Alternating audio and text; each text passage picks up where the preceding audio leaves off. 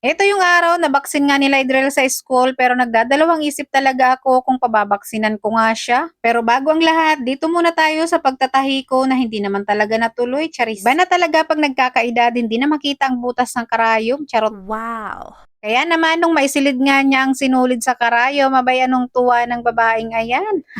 Ang dami-dami kasing karayom dito guys, pero napakaliliit ng butas. Kaya naman nahirapan talaga ng kainaman ng babae magsilid ng sinulid sa karayom. Pero 1% tahi at 100% lapang. Charis lang.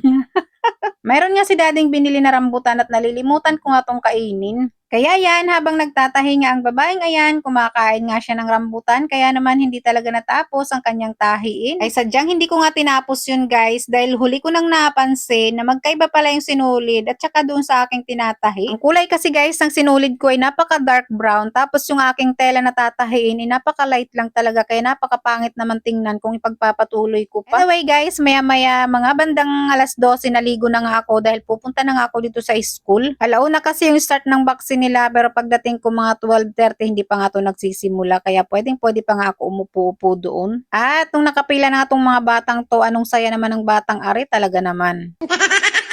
Paano ba naman yung ibang kaklase niya ay natatakot nga sa turok kaya naman ayan tawang-tawa talaga yung mga batang to. Dalawang turok kasi ang mangyayari magkabilang braso nila. Ito kasi si Adriel napakabuli talaga, tinatakot yung ibang kaklase pero siya ay takot din naman. Unang ginawa sa kanila guys, kinuhanan nga muna sila ng temperature at nakakagulat sa ibang seksyon ay talagang tumaas nga ang temperature nila kaya naman nagtagal sila dito. Hindi kasi pwedeng turukan kapag mataas ang temperature kaya chinecheck talaga muna nila bago nga sila mag-vaccine. At sa part na to ay siya na nga ang kukuhanan ng temperature kaya naman ayan pinagpapawisan talaga ng todo. After naman sa temperature ay pupunta naman doon sa may timbangan at titimbangin nga ito. At nagulat ako guys, yung timbang ni Adriel ay nasa 46 o diba napakabigat, charis. After ang timbang dito naman sa may dugo kukuhanan kung gaano kataas ang dugo nila. And then dito final na interview, tatanungin lang kung galing sa ubo, sipon or nagkalagnat. Si Adriel naman awa ng Diyos ay hindi naman siya nagkalagnat kaya pwedeng pwede. After nga ng interview ay dito naman pipila at ayan, tuturukan na nga siya. Tingnan nyo naman kung anong ang tangay-tangay ng batang ayan. Pagkatapos nga ng kaklase niya, siya na nga ang nakasalang at tangay-tangay pa rin yung ballpen or sign pen ba yun. Sabi pa nga dyan ni kuya, hindi nga daw masakit ito. Parang kagat lang ng langgam at mas masakit pa nga daw ang natulian.